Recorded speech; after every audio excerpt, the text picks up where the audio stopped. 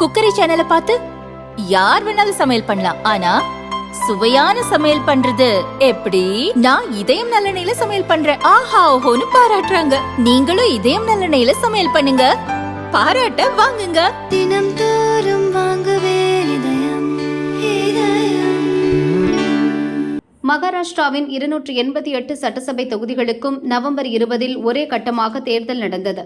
காங்கிரஸ், சரத்பவாரின் தேசியவாத காங்கிரஸ் பிரிவு மற்றும் உத்தவ் தாக்கரேயின் சிவசேனா பிரிவு ஆகியவை அடங்கிய மகா விகாஸ் அகாடி கூட்டணி மற்றும் பாஜக தலைமையிலான மகாயுதி கூட்டணி களத்தில் உள்ளன. இன்று ஓட்டு எண்ணிக்கை விறுவிறுப்பாக நடந்து வருகிறது.